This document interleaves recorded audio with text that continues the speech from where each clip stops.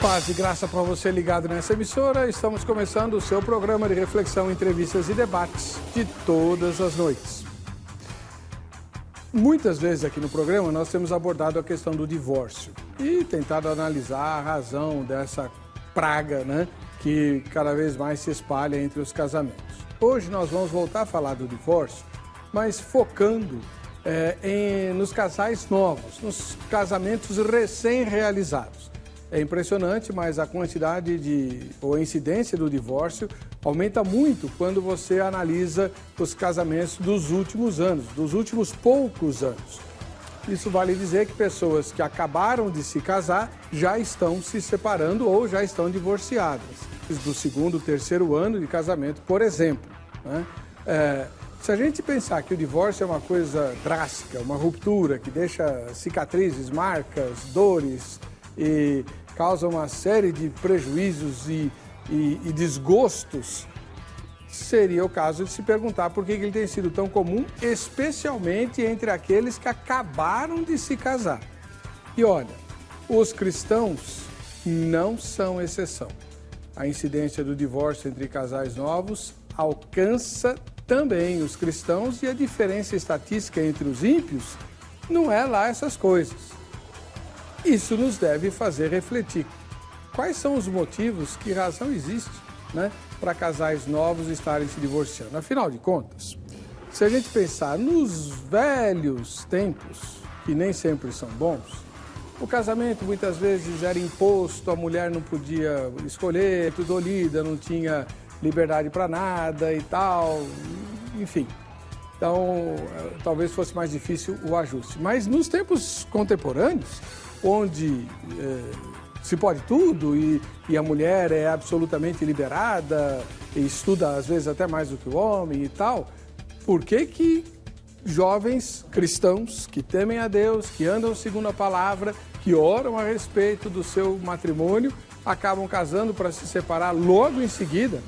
Não faz sentido e não faz mesmo. E por isso, vejam só, se debruça sobre essa questão, tentando descobrir com a sua ajuda a resposta para que a gente possa tentar apontar caminhos e resolver essa chaga que tem se alastrado pela Igreja do Senhor Jesus e pela sociedade do Brasil e do mundo. Você quer ajudar? Está no ar o Vejam Só.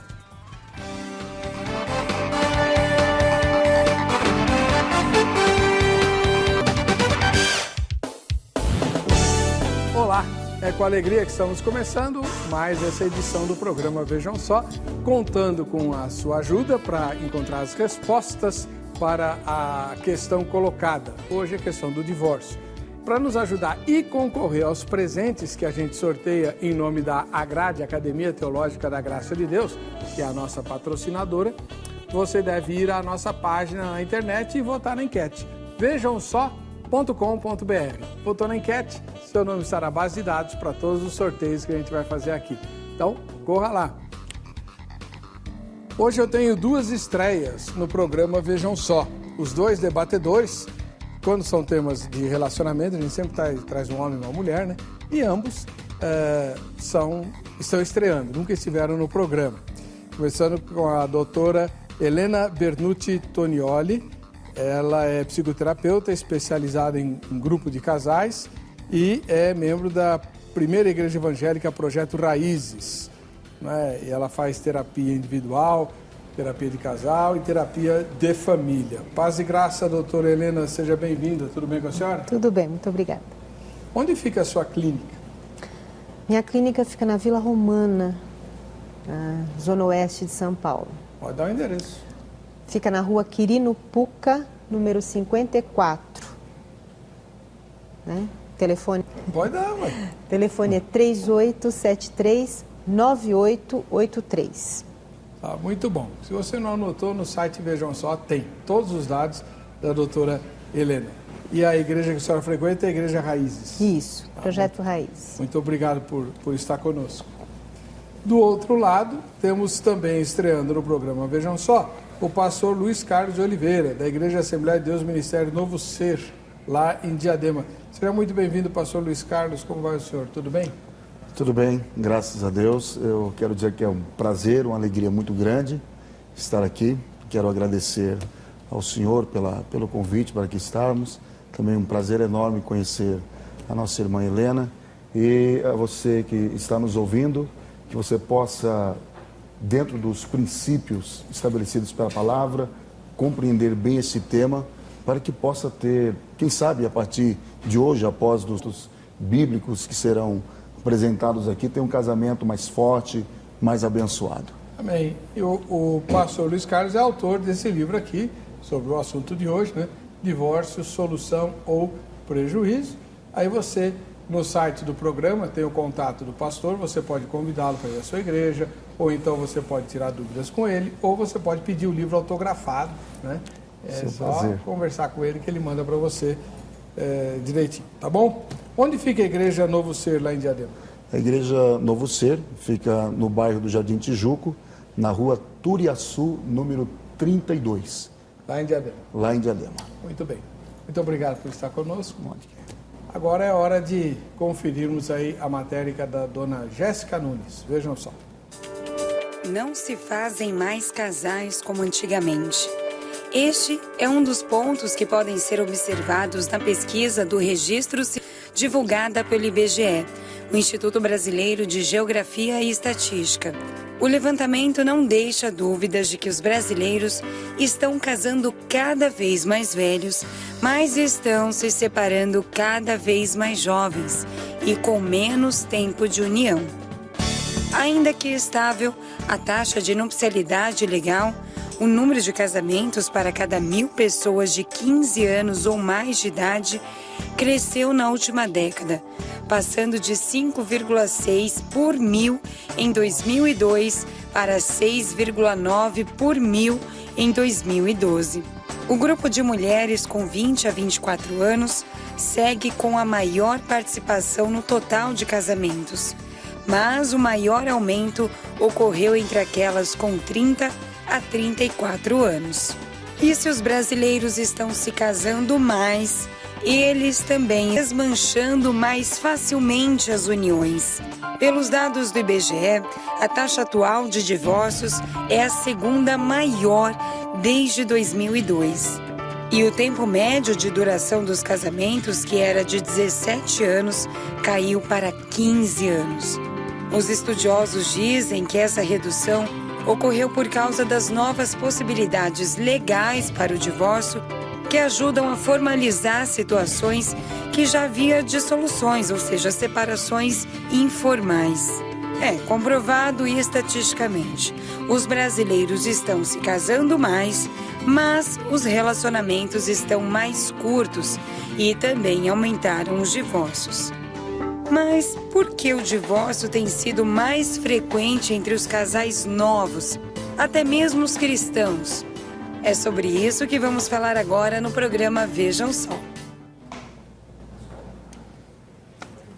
E eu conto com a sua participação.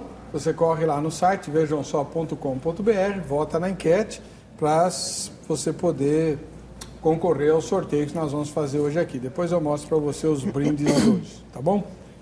Doutora Helena Bernucci Tonioli, ela estreia hoje no programa, ela é psicoterapeuta cristã da Igreja Evangélica Projeto Raízes, né?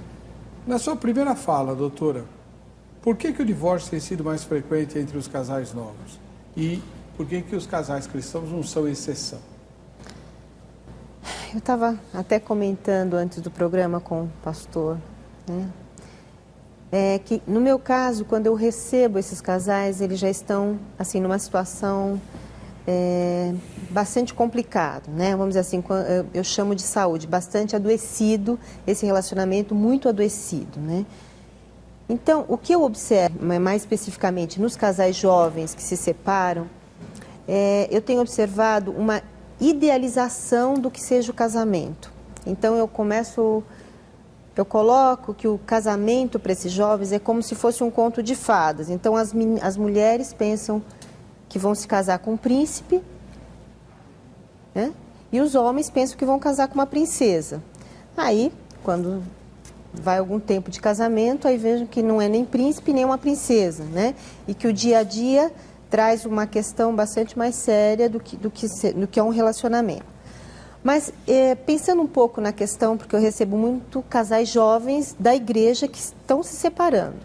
E aí eu tenho pensado um pouco do que está acontecendo com as nossas igrejas, né? Do meu ponto de vista, eu acho que nós, como igreja evangélica, a gente tem algumas dificuldades de tratar alguns assuntos, apesar de estarmos em pleno século XXI.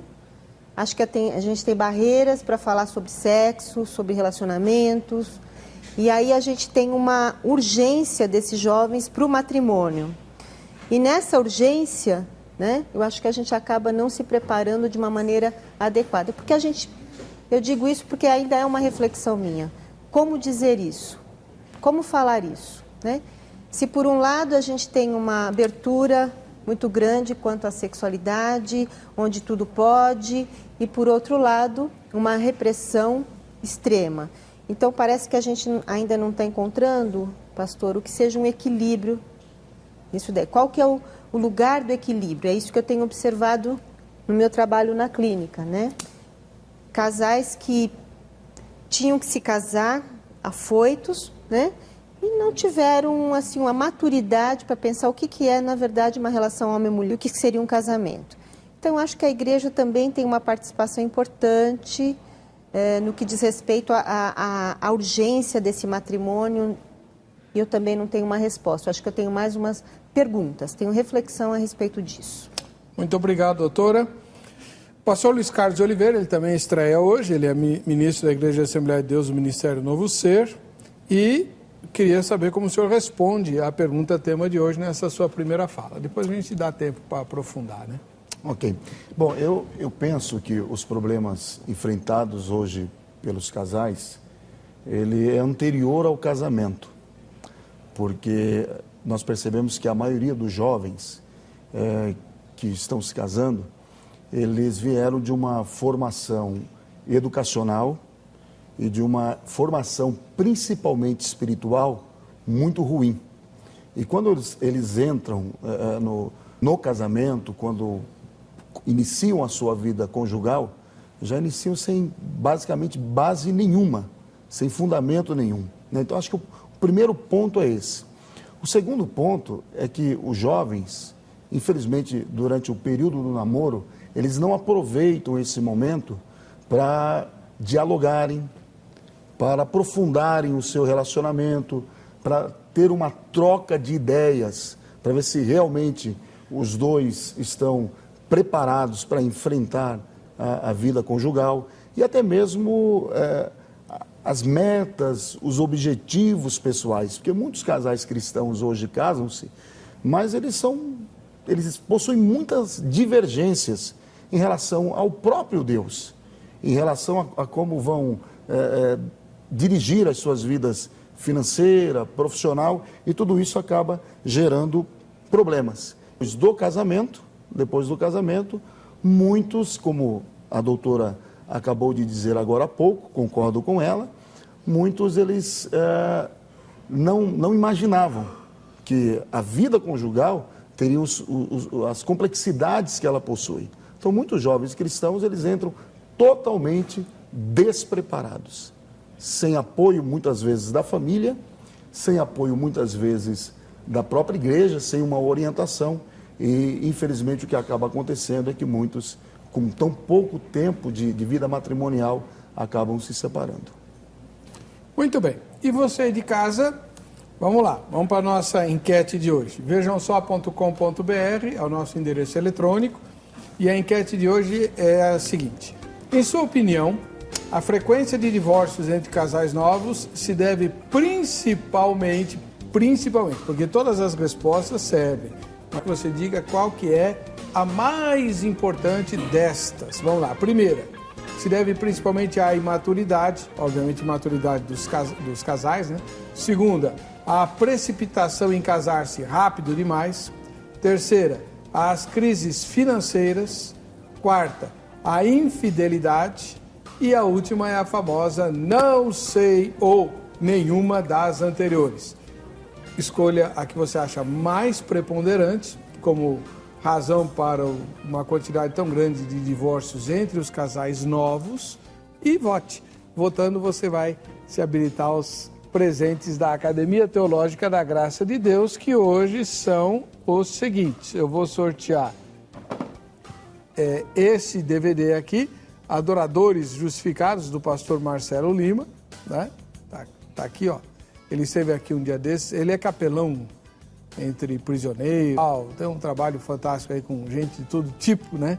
E tem aqui o Adoradores Justificados. São as palestras que ele faz, inclusive, nos presídios, né? Eu vou mandar esse DVD mais o brinde da Academia Teológica da Graça de Deus. A caneca do programa, vejam só que todo mundo pede, e a camiseta da Agrade, Academia Teológica da Graça de Deus. E para você não esquecer de orar pela gente, a caneca do Vejam Só a Vida, também caneca da Agrade. Agora, você já conhece a Agrade?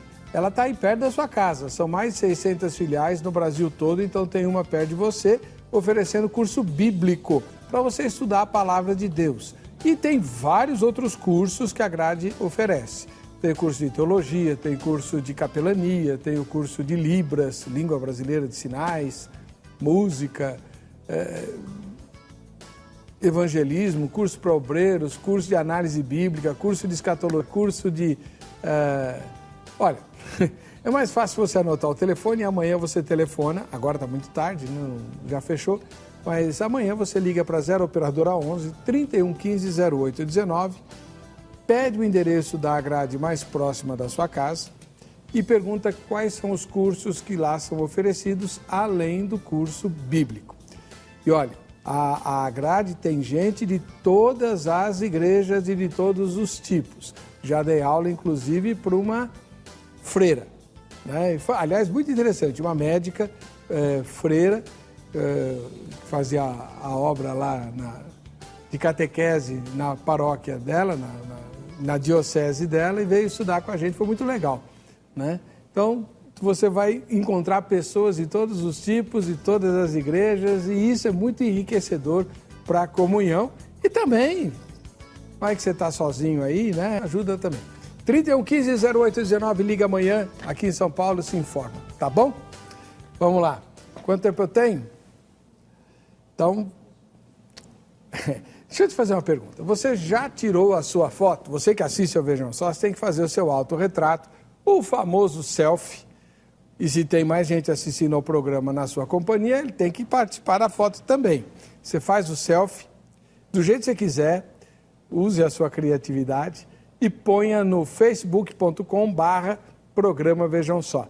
Aí você vai participar do quadro Vejam Só, quem assiste ao Vejam Só. Manda o seu nome, a cidade e o estado, né? Identifica todo mundo que está na foto e a gente vai mostrar um punhadinho por dia. No fim do ano, nós vamos sortear um presentão aí para uma dessas pessoas ou uma dessas fotos, tá bom?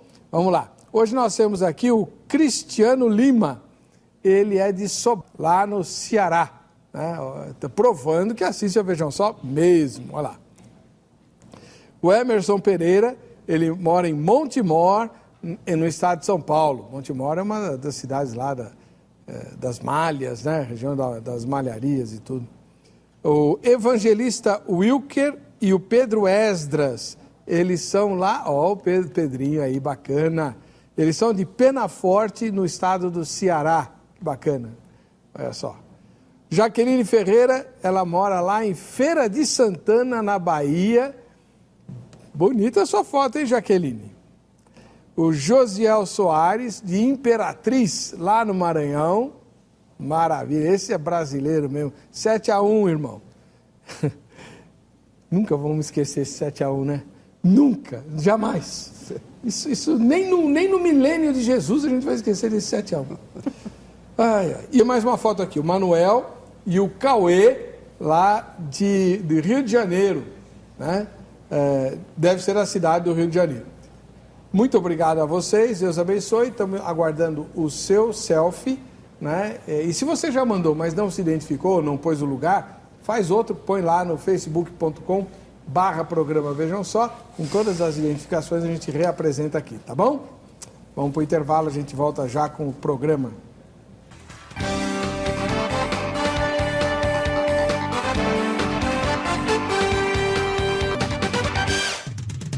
Muito bem, Nós estamos hoje aqui com o pastor Luiz Carlos de Oliveira. Ele é autor desse livro aqui, entre outros que ele já escreveu, né? E ele aborda a questão do divórcio, solução ou prejuízo. Pastor, o divórcio não é solução, é prejuízo? Eu não vejo o divórcio como sendo a solução. É claro que é preciso que os casos sejam estudados, porque em muitas situações o divórcio talvez resolva uma série de problemas. Mas, por outro lado, ele com certeza vai ocasionar outros. Então, partindo daquilo que a palavra de Deus nos ensina, e sempre teremos a Bíblia como a nossa regra de fé, podemos dizer que o divórcio, ele é, de fato, um prejuízo muito grande. Um prejuízo tanto para a vida do casal, prejuízo para a vida dos filhos, um prejuízo para a sociedade, um prejuízo para a igreja. Então, eu afirmo que o divórcio, na verdade, acaba deixando sequelas profundas. E além também da questão espiritual, né? Uhum.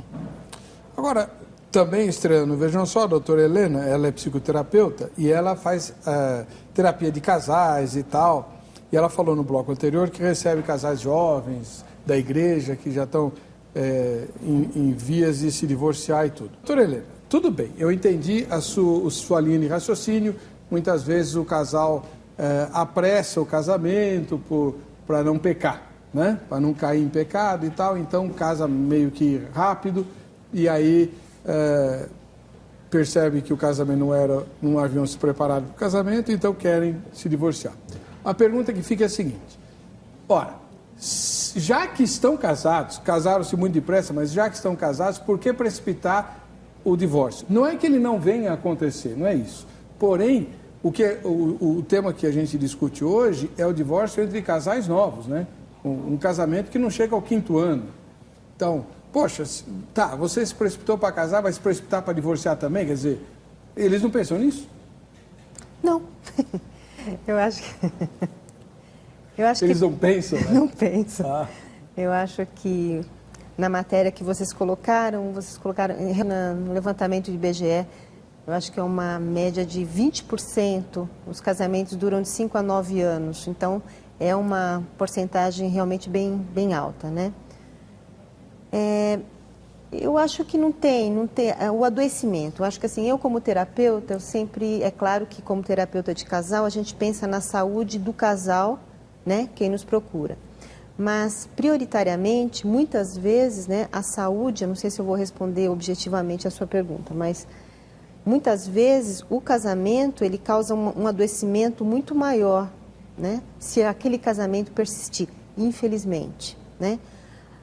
Então, muitas vezes, e eu tenho casos de separação, que realmente se separam, e realmente o desgaste é muito grande, depressão, que eu acho que é uma das sequelas mais difíceis no divórcio, é o desgaste emocional, é a depressão. Então, sem dúvida nenhuma, é um prejuízo muito grande. Recentemente eu recebi, fiquei até muito emocionada, né? Eu recebi uma família, né? Onde eu fiz um processo de casal há 15 anos atrás.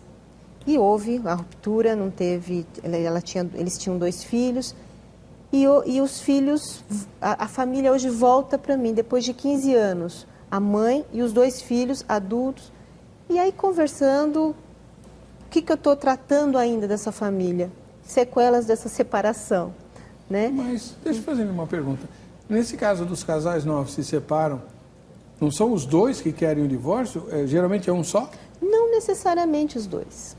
Eu tenho um caso recente, por exemplo, que jovens da igreja, não tinha nem 5 anos de casados, e que um dos cônjuges queriam, eu quero permanecer casado, eu desejo esse casamento, e o outro não. E necessariamente não é infidelidade, não tem uma questão da infidelidade, é uma falta de, realmente, para mim, eu responderia que é a imaturidade, o despreparo, né? E essa eu chamaria de uma idealização do que é o casamento, né? O que é, não sabe o que é uma relação. Então, vai para o casamento imaginando uma coisa, né? Agora, pastor, eu tenho um outro ponto também a respeito do casamento, assim, da relação. Eu vejo que alguns casais, algumas pessoas vão buscar no casamento a cura da solidão, da sua solidão. Uai, isso não é bíblico? Eu acho que tem um ponto aí que eu vou colocar para o senhor. Vamos ver, vamos pensar. Se você vai para o casamento querendo curar a sua solidão, eu acho que pode haver um risco, porque assim, a sua solidão, ela é, num primeiro momento, você e você, no segundo, você e Deus, né? Aliás, ao contrário, eu e Deus, e aí eu e o outro. Né? Esse outro que aparece comigo, outro que vem agregar, é que vai me abençoar. Então, eu acho que muitas vezes o que eu tenho visto na minha experiência clínica são pessoas extremamente sozinhas no mundo e pensam que o casamento vai suprir totalmente essa solidão. Isso não é uma verdade, pastor. Essa solidão ela é curada num primeiro momento com você e Deus, e depois na relação de um casamento. Deixa eu ver o que o pastor pensa disso, porque, pastor, não está lá na Bíblia que Deus, antes da queda, antes do pecado, Deus falou assim, não é bom que o homem esteja só. Não foi Deus que constatou isso? Deus que a solidão era ruim e que o homem estava sozinho, então ele decidiu fazer a adjutora e tal, e aí deu tudo errado. Mas esse é outro assunto, né? O casamento não é a solução de Deus para a solidão? Não, eu diria que o casamento, lógico, ele foi instituído por Deus. Agora, quando você casa-se com alguém apenas com essa proposta de preencher um vazio que existe dentro de você, isso vai durar pouco tempo. Porque no primeiro momento, aquela pessoa, ela vai preencher o seu vazio, ela vai corresponder em alguns aspectos com aquilo que você pensa, mas com o passar do tempo, você vai chegar à seguinte conclusão, que aquela solidão que foi suprida durante algum tempo, passa a ser um problema, porque não existe amor, não existem ideias que caminhem na mesma direção. Então, casar-se apenas para preencher uma solidão, isto não é o correto. Ué, mas não entendi. Então a gente casa para quê? Não, nós nos casamos, logicamente, para compartilharmos a vida ao lado de outra pessoa. Agora, o compartilhar da vida é muito mais do que o preenchimento de uma solidão. Porque tem muitas pessoas que, quando elas se sentem sozinhas, elas vão para o shopping, elas vão para uma balada, e elas vão curtindo, vivendo a vida inteira assim, preenchendo a sua solidão, né? Agora, olhar para o casamento apenas com essa proposta é altamente prejudicial.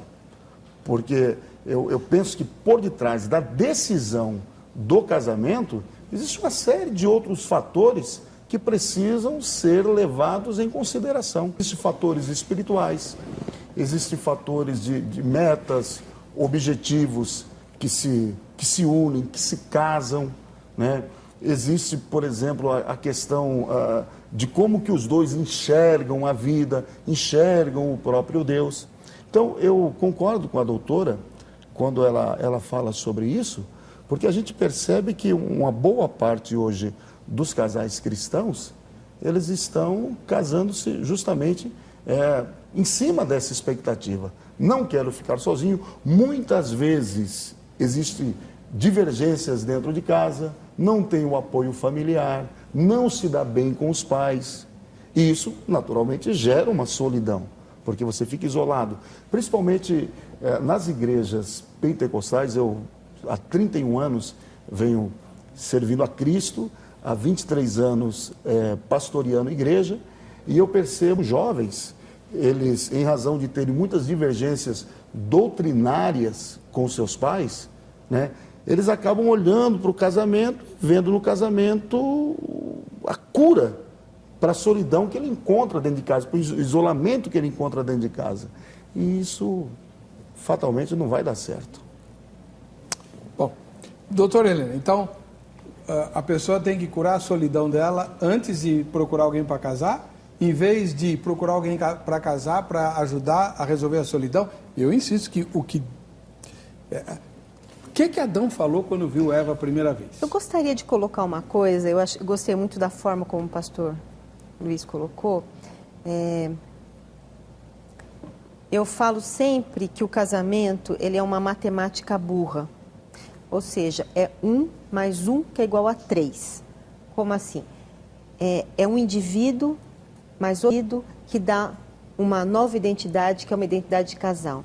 Não é ser individualista, mas é um indivíduo. Então, o que acontece com os casais, voltando no tema dos casais jovens, né? Eles não terminam a faculdade, não têm uma profissão definida, não se organizam como, sei lá, como profissionais. E o que eles vão para o casamento sem ter feito essa construção individual?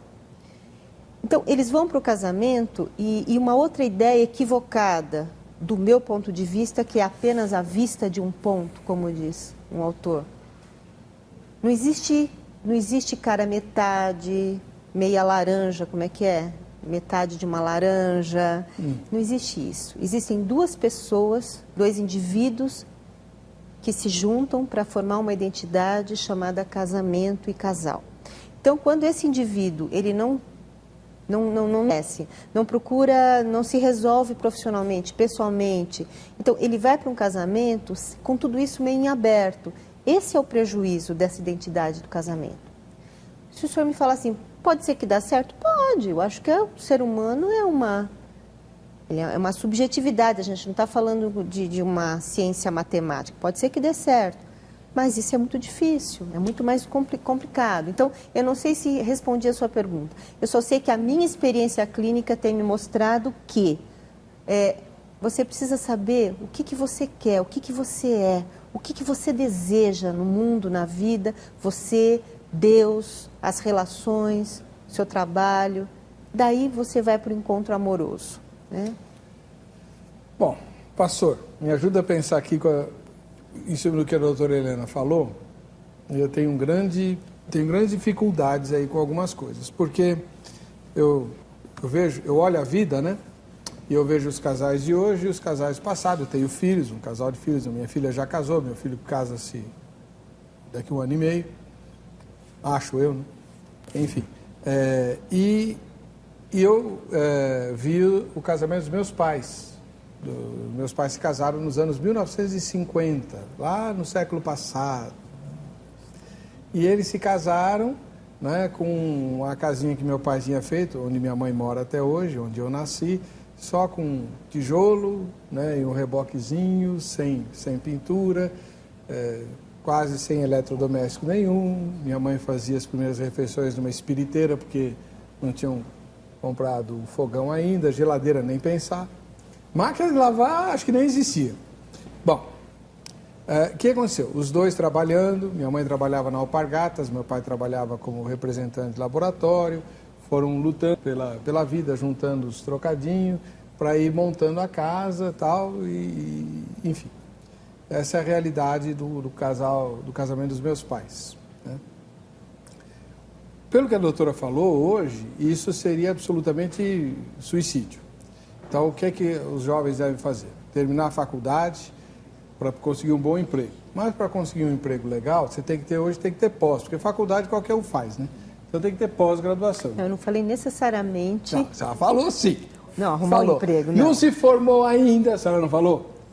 Eu acho que, assim, no sentido, não necessariamente formou, mas sabe o que é da vida. Não, a senhora falou não se formou. O trabalho. Então, tem que se formar. Eu conheço um monte de mãe que fala assim, nem pensei em casar, primeiro tem que terminar a faculdade.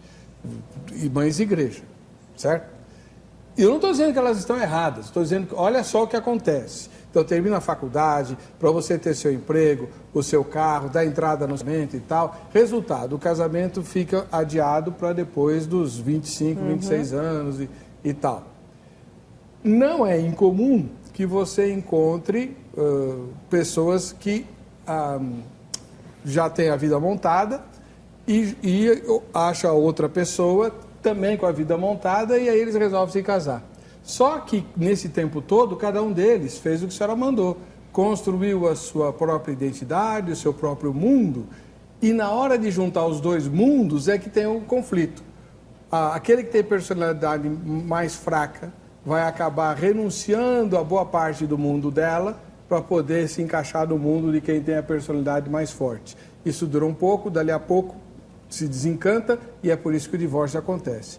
Ao contrário do casal lá dos anos 50 do século passado, que se casavam sem nada e que juntavam as poucas que tinham para construir tudo junto.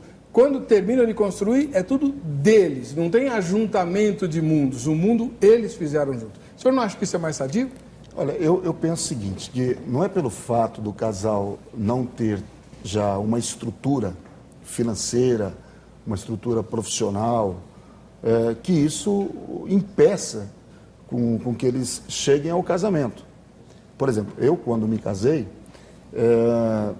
não tinha ainda terminado a faculdade, minha esposa também não tinha terminado ainda, eu me casei muito jovem, aos 21 anos de idade, e nós dois, trabalhando juntos, conseguimos construir, estamos vencendo, graças a Deus, eu já fiz a faculdade, ela também já fez, compramos a nossa casa, enfim, Deus tem nos abençoado e muito. Eu acho que a questão em si não é se o casal casou-se ou não preparado financeiramente, profissionalmente. A questão é a visão que os dois trazem para dentro do casamento. Porque o senhor disse uma coisa muito interessante. Os casais antigamente, eles casavam-se com a seguinte proposta: vamos casar e juntos vamos construir a nossa vida.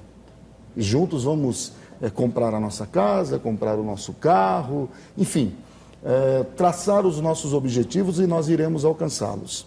Hoje em dia, um dos principais problemas que está ocorrendo, e isso é o que tem ocasionado a separação entre os jovens casais, é que há muita divergência de pensamento. Por exemplo, o rapaz trabalha fora, a moça trabalha fora. Uma das coisas que tem prejudicado muito é que cada um coordena, administra a sua vida financeira do jeito que ele quer. Antigamente os casais não faziam isso. Antigamente, por exemplo, o senhor disse agora há pouco que a mãe do senhor trabalhava na Alpargatas, o seu pai como representante de laboratório, que é uma história muito parecida com a história dos meus pais.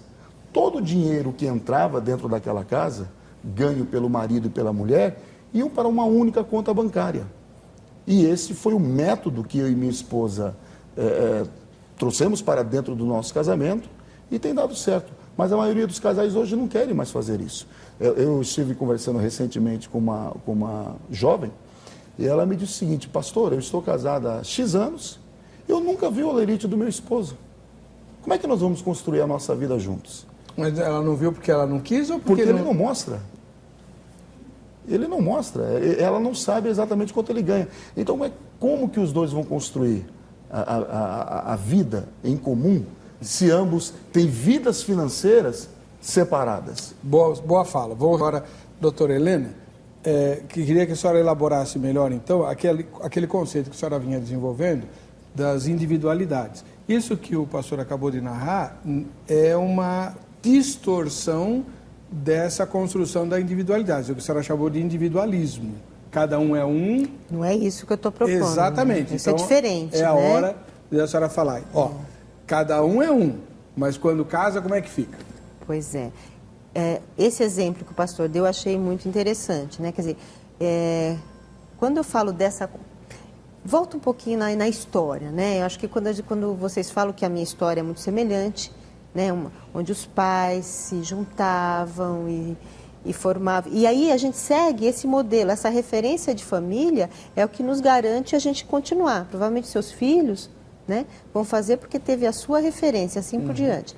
Não sei se entendi exatamente sua pergunta, mas quando eu chamo de cada um buscar um encontro, não significa que os dois vão ter uma parceria. Porque se não tiver parceria, não tiver cumplicidade, não tem casamento. Né? Se cada um... eu nem sei quanto você ganha, eu não sei quanto você recebe.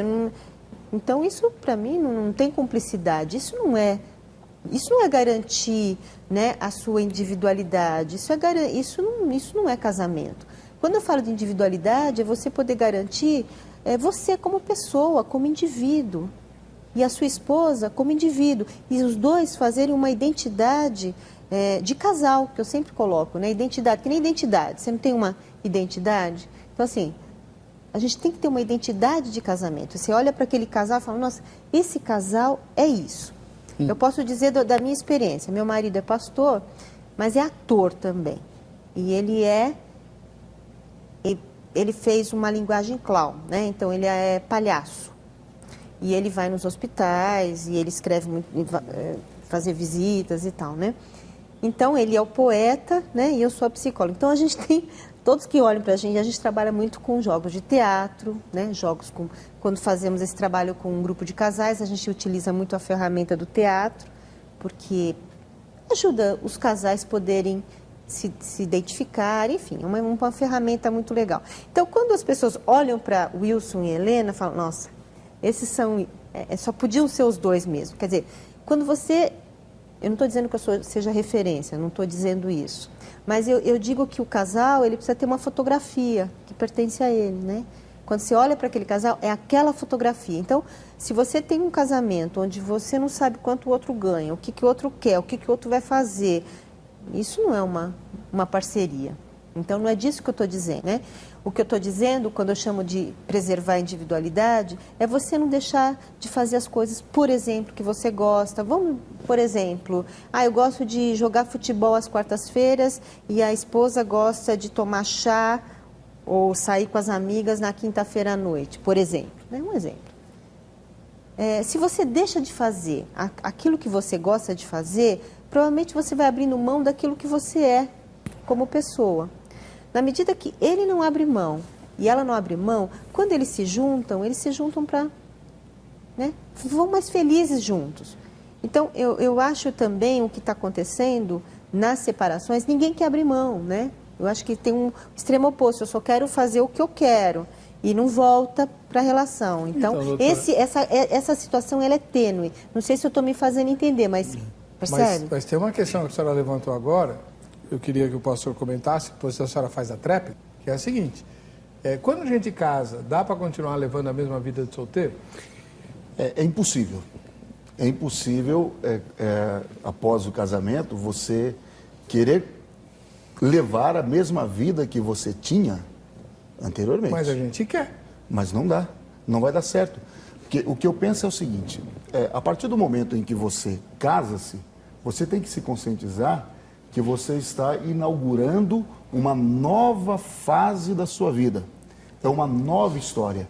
Você vai ter que repensar, muitas vezes, os seus hábitos, os seus costumes, os seus gostos. E eu tenho percebido que, na maioria dos casais, o que tem ocasionado as separações é que o rapaz, ele casa-se, trabalha a semana inteira, quando chega no sábado pela manhã, ele coloca uma bola de futebol debaixo do braço, ele vai jogar o seu futebol, aparece em casa no finalzinho da tarde, morto de cansado, já não tem mais disposição para atender a esposa ou os filhos, às vezes repete a mesma coisa no outro dia.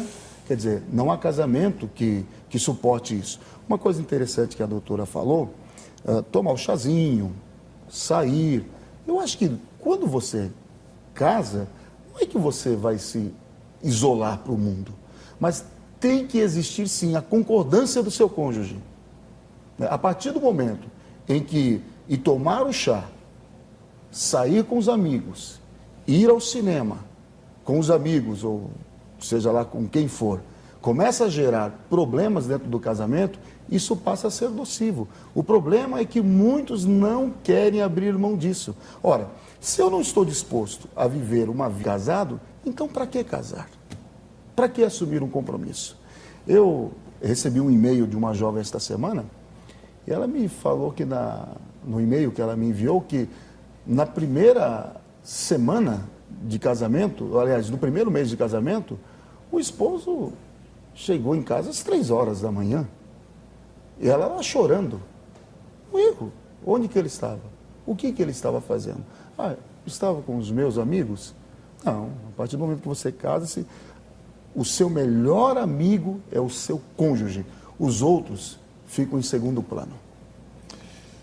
A doutora Helena vai fazer a tréplica. No próximo bloco eu tenho que ir para o intervalo, a gente volta já.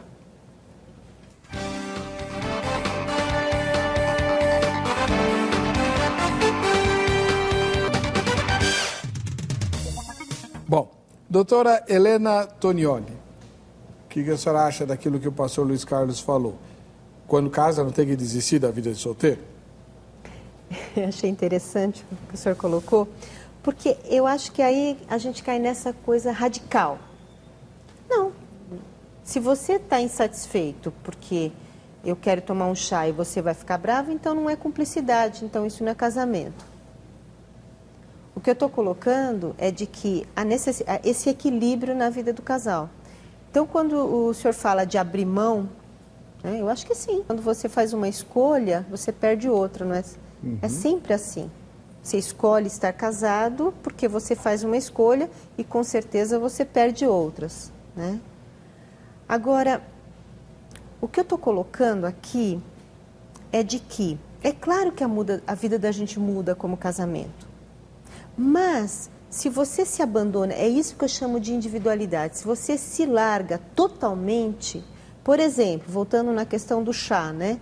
Se você sempre fez isso a vida toda, você vai ter que conversar isso com seu marido e dizer para ele o quanto isso vai te fazer bem, porque, consequentemente, isso vai fazer bem para a relação. Então, eu estou falando de um lugar da minha experiência clínica. As pessoas não podem se abandonar, né? Isso não significa que você vai abrir mão que você vai abrir mão de tudo, sabe? Que você vai abrir mão do casamento, as coisas. Muito pelo contrário, acho que quanto mais você está junto com você, mais inteiro você vai para o casamento. O equívoco, que eu acho que a gente sempre trabalha com esses dois polos radicais, é de que ou você abandona a sua casa, vai fazer sua vida, vai jogar futebol, como o senhor falou, e vai abandonar a esposa, ou você não faz absolutamente mais nada, como eu tenho casos clínicos de mais de 30 anos de casada que se perceberam nunca fazendo nada sozinho. O que eu vou fazer agora? Nossa, eu não sei o que, como é andar sozinho. Então, eu acho que a gente tem que considerar qual que é o equilíbrio desse lugar aí do casamento. Agora, eu concordo, a gente perde mesmo, com certeza. Você se casa, você perde algumas coisas. Então, A gente não casa para ganhar? Toda escolha a gente perde. Então, se você escolhe, você perde. Perde algumas coisas que é diferente de quem está solteiro. Se você está solteiro, você perde por estar solteiro. Então, eu acho que nem sempre a gente ganha e nem sempre a gente perde. A gente ganha e perde em todas as escolhas que a gente faz na nossa história. Mas a gente não casa para perder, a gente casa para ganhar, né, pastor? Evidentemente nós... O apóstolo Paulo não concordava muito, mas... Deixa pra lá. Evidentemente nós nos casamos para ganhar uma companheira, para ganhar alguém com quem nós iremos dividir as nossas alegrias, as nossas tristezas. Lógico, o casamento ele traz muito mais benefícios, né, do que prejuízos, principalmente quando o casamento ele é feito e caminha na presença de Deus.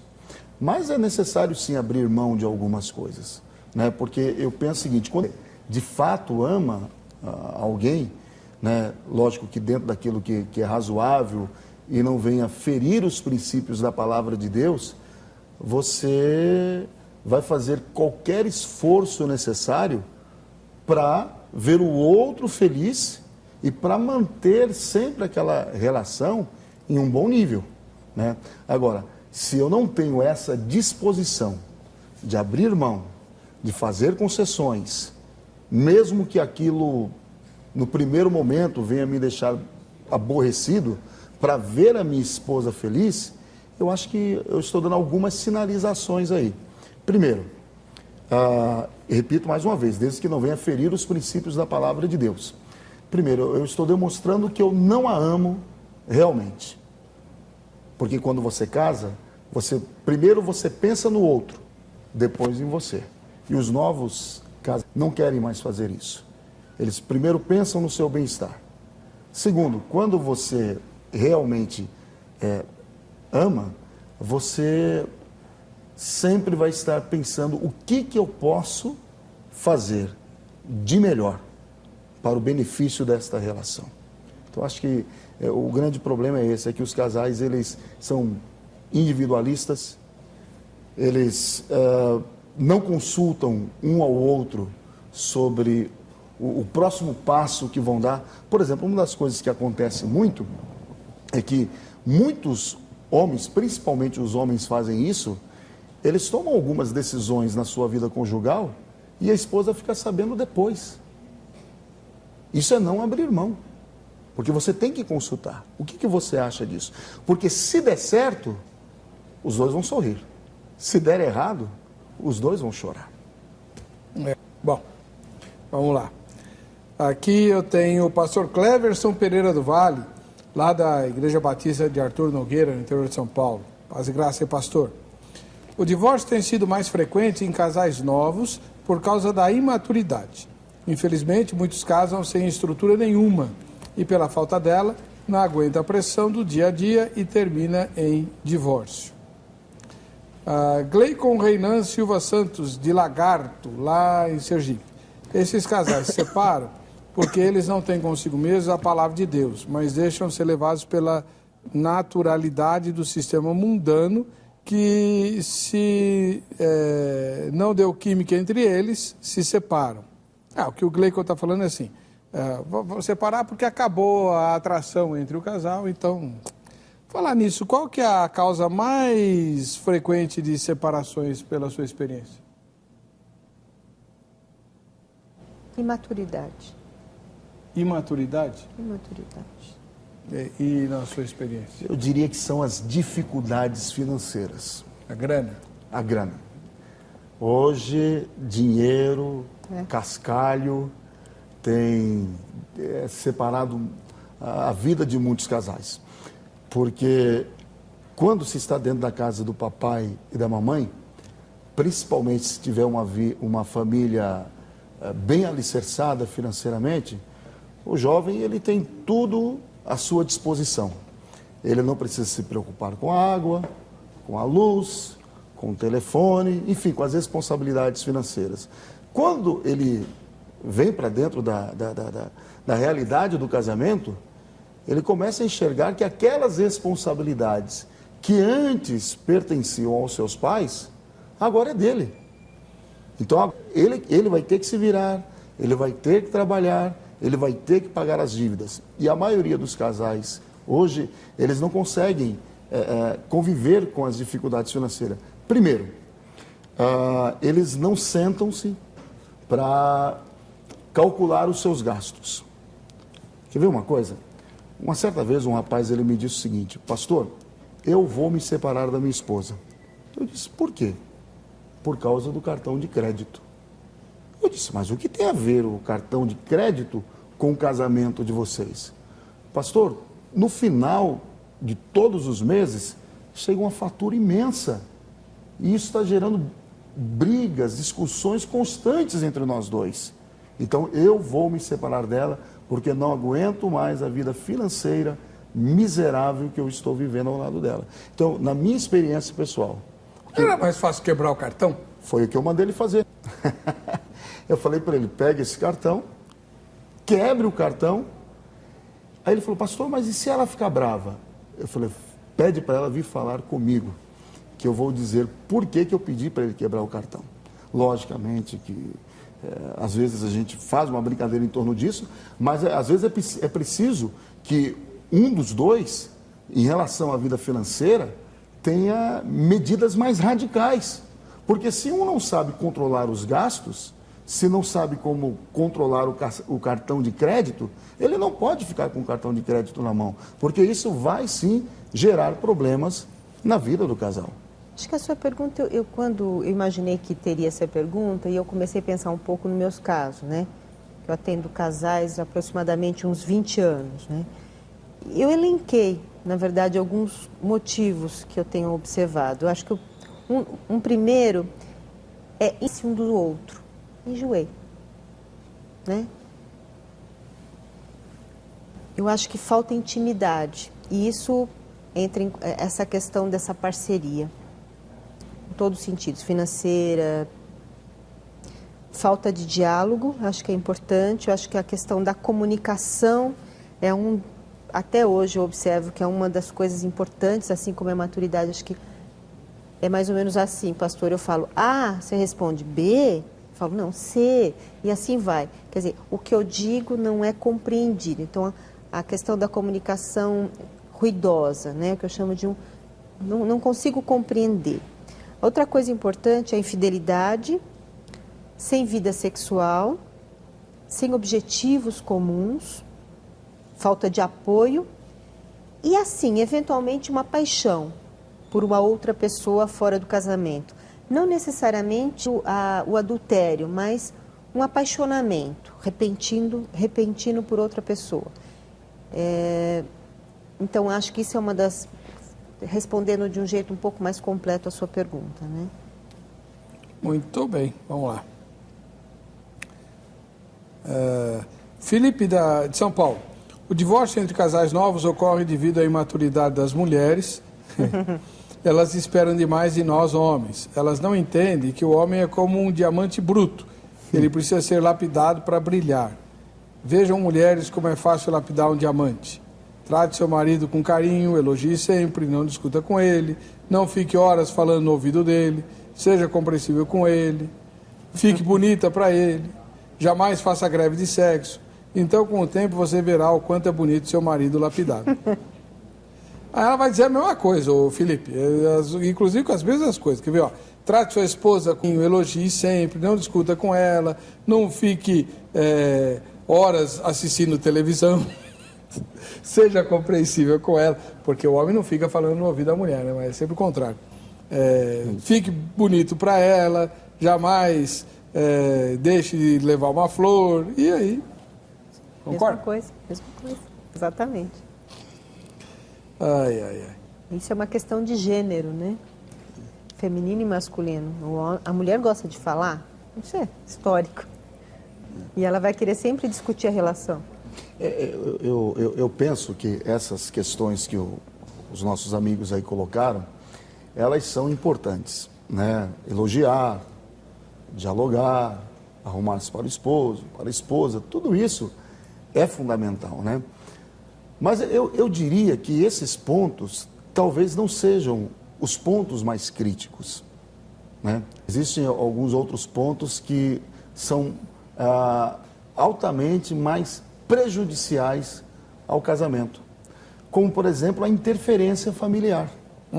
A interferência familiar é um problema seríssimo, porque muitas vezes o jovem, ele casa-se e tudo que acontece dentro de casa, se um espirrou, se um disse alguma coisa mínima, liga para a mamãe, quer dizer, vem a sogra, interfere, e aquele casal que deveria aprender, resolver os seus problemas entre eles, estão sempre sofrendo interferência da família.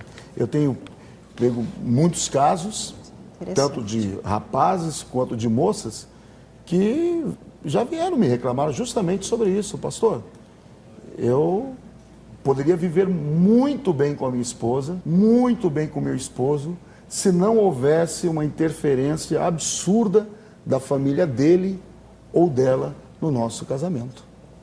Então, acho que esses pontos são importantes, mas fundamental. Existem alguns que são mais profundos ainda. O Ataíde Rodrigues, ele mora em Paraguaçu Paulista, no estado de São Paulo. Eu acredito que os pais pecam por não orientar seus filhos como se fazia antigamente, de não darem um bom exemplo dentro de casa, com discussão, brigas, histórico de separação, como é que podem querer algo diferente para os filhos? Mas se colocarem Deus à frente, a história será bem outra. Aos cristãos propriamente dito, Provérbios 22:6, ensina o teu filho o caminho que deve andar. A pergunta é, oraram juntos? Pediram a bênção dos pais? Pediram a bênção do pastor, o anjo da igreja? Pediram a bênção de Deus, perguntaram para Deus se esse casamento era do agrado dele. Feito tem tudo para dar certo. Algumas vezes não dá certo porque ele simplesmente não se vigiou. Por exemplo, não se pode esquecer que agora ele é casado e aquela vida de solteiro já não existe mais. Nós falamos disso agora há pouco, né? Eliane, finalmente uma opinião feminina. Joinville e Santa Catarina. Os casamentos atuais não têm mais aquela estabilidade como antigamente, porque segue o padrão distorcido e superficial da sociedade atual. Se você observar nas empresas, escolas, onde está o comprometimento, tudo é descartável. Infelizmente, os jovens querem viver o momento e não analisam em que implica um casamento. Quem conhece a palavra sabe, mas a imaturidade muitas vezes acaba vencendo. Há muito egoísmo e falta de tolerância. O que dizer daqueles que não conhecem a Deus e nem imaginam que para o Senhor o casamento é sagrado? Nós sabemos que os tempos finais e que tudo isso foi previsto na Bíblia. O esfriamento do amor.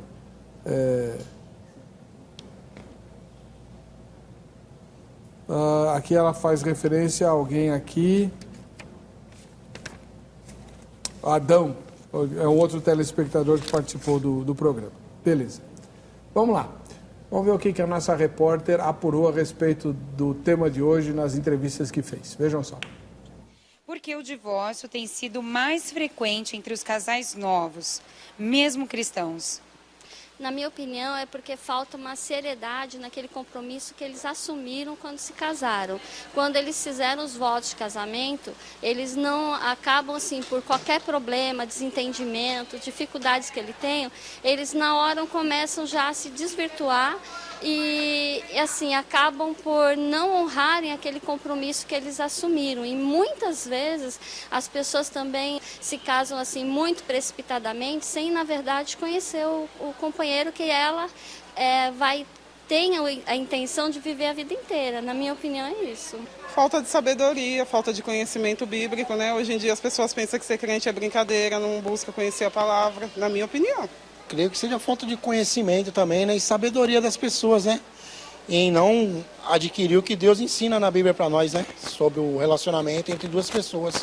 Eu acredito que o divórcio, ele tem sido uma opção mais fácil para resolver o problema do casamento.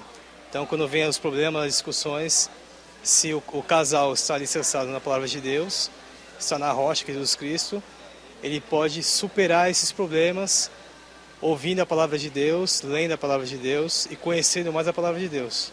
Então, é falta de conhecimento e perseverança também do casal. Que a moral foi no período histórico nosso, da iluminismo, quando declararam que Deus estava morto. A moral humana, que as nossas avós tinham de verdade, nossos avós, nossos pais têm um restinho, as gerações de lá para cá não tem nada. E cada vez está pior. Então, não temos um evangelho consistente e a moral não existe. Logo... Na minha opinião, é que hoje eles não têm mais tempo de se conhecer. Geralmente, né, as próprias igrejas estão impondo os jovens a casar sem se conhecer. Eu, pelo menos, já conheço muitos casais que está acontecendo isso. Entendeu? Então, eu imagino que seja isso. Eles não têm tempo de se conhecer, casa porque a igreja, ou o pastor, ou a família fala, né, antes que aprontem, vocês casam. Então, na nossa igreja mesmo tem... Não sei nem se eu posso falar assim, né? Porque os mais novos andam se deixando levar muito pelo momento. É algo do tipo, eu gostei daquela pessoa, vou casar com ela. Aí não é assim, tem que primeiro orar, ver se dá vontade. Como foi antigamente, sempre que tinha proposta para casamento com alguém, primeiro falava, Deus, se essa pessoa for da tua vontade, que se faça assim. E sempre foi feito como eles falaram e sempre o casamento deu certo. Bom, temos aqui um problema para trabalhar, então. Pastor Luiz Carlos, várias pessoas nas entrevistas mencionaram o fato de que as pessoas precipitam o casamento por causa da igreja, para não aprontarem, como disse a irmã lá, né? Para não cair em pecado e tal. Bom, mas a Bíblia não diz que tem que casar casto? E aí, como é que faz? Não, a Bíblia... Quem está errado? É a Bíblia ou... enfim? Na verdade, a Bíblia diz que é melhor casar do que abrasar. Então, se a gente seguir o princípio da palavra de Deus, é evidente que a fornicação, ela se constitui num pecado. Agora, é um erro dois jovens casarem-se só porque não querem fornicar, só porque não estão suportando as tentações sexuais, né?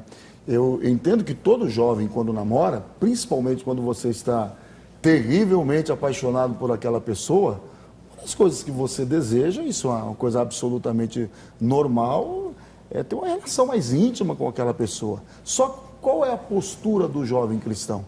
O jovem cristão, ele vai orar, ele vai pedir graça a Deus para que ele possa suportar as tentações sexuais até que se case. Depois que você casa, está liberado. Eu, por exemplo, e minha esposa, nós namoramos 2 anos e 4 meses, como jovens cristãos. Tínhamos esse desejo absolutamente normal, mas existimos até o dia do casamento. Então, casar-se só para não pecar, e o que a nossa irmã ali disse é uma grande verdade. Muitas igrejas evangélicas, elas estabelecem tempo para os jovens se casarem. Olha, vocês têm 6 meses para se casarem. Quer dizer, os jovens casam-se dentro de 6 meses, para não pecar, e ficam casados 3 meses. Eu fiz um casamento que durou 1 mês. Pô, louco, pastor. 1 mês, o casamento durou 1 mês. E qual foi a razão? A razão que perceberam que não haviam sido feitos um para o outro. Essa foi a justificativa que deram. Então a gente percebe que isso tem acontecido. Então, a igreja, muitas vezes, ela é culpada disso. Eu não diria a igreja como corpo de Cristo, mas a liderança da igreja. Eu acho que nunca você pode estabelecer um tempo determinado para que aqueles jovens se casem. Eles têm que se conhecer primeiro, eles têm que ter maturidade entre eles dois, ver se realmente é aquilo que eles desejam. Por exemplo, uma das coisas que eu coloquei em um dos livros que vi sobre o assunto é que a família vai e faz um mutirão. Um compra a geladeira, outro compra o fogão, outro compra o jogo de quarto, outro compra o jogo de sala, e diz, vocês vão casar e a data já está marcada, pronto. Para vocês não pecarem. E não funciona assim. Complicado, né? Quer falar alguma coisa sobre isso? Eu acho que é isso que a minha primeira fala, né? Exatamente isso que o senhor está falando, né? Quer dizer, como é que você pode, em que bases e em que consistência começa uma relação a 2? Porque eu não posso pecar, né? Então, realmente esse casamento está fadado ao desgaste. Tá, mas não pode pecar mesmo. Então o que ele faz? Não namora? Então. Essa é a pergunta que ninguém responde. Não, namorar, deve namorar. Agora, eu penso o seguinte, o jovem cristão, quando ele decide namorar, uma das coisas que ele tem que levar em consideração é justamente isso. Vou namorar, mas eu tenho estrutura espiritual o suficiente para suportar as tentações sexuais? E se não tiver? Se não tiver, eu acho que não deve namorar. Não deve namorar. Porque eu tenho percebido, isso com muita clareza, que muitos jovens cristãos, eles começam a namorar, são fervorosos, com pouquíssimos dias, aquele fervor espiritual que tinha em relação a Cristo desaparece. Por quê? Porque não namoram como cristãos. Então eu penso o seguinte, você não tem estrutura espiritual para namorar? Não namore. Espere em Deus, espere a hora certa, porque namoro não é brincadeira. Namoro é uma coisa muito séria. Bom, para o cristão. Flávia Rafaela, de Delmiro Gouveia, lá nas Alagoas. Porque a maioria dos jovens de hoje em dia, que se dizem cristãos, têm se casado sem ser debaixo da orientação divina. Eles não têm orado e esperado pelo escolhido ou a escolhida do Senhor para eles. É tão provável que dificilmente esses jovens contam testemunhos de que o casamento deles foi verdadeiramente da vontade do Senhor. Pois acredito que quando Deus realmente está no negócio, existem testemunhos para se contar, para que o nome de Deus seja ainda mais glorificado. Bom, eu conversei aqui com a doutora Helena Bernucci Tonioli, ela é da primeira igreja evangélica Projeto Raízes, e também com o pastor Luiz Carlos de Oliveira, da Igreja Assembleia de Deus Ministério Novo Ser, né? E ambos estão à sua disposição para responder as perguntas que ficaram pendentes, para atender a convite para palestra e tudo mais. O contato dele está no site vejamsó.com.br, na aba convidados, você clica lá, pelo tema você localiza o contato de todos os nossos convidados, tá bom? Vamos ver quem vai levar o kit da Agrade. Quem é, hein? Josinei Pereira, evangelista, lá de São Pedro da Aldeia, no Rio de Janeiro. Legal, Josinei. Para você que fica com a gente, que fica com essa emissora, a paz e a graça de Jesus, nos veremos no próximo Vejam Só.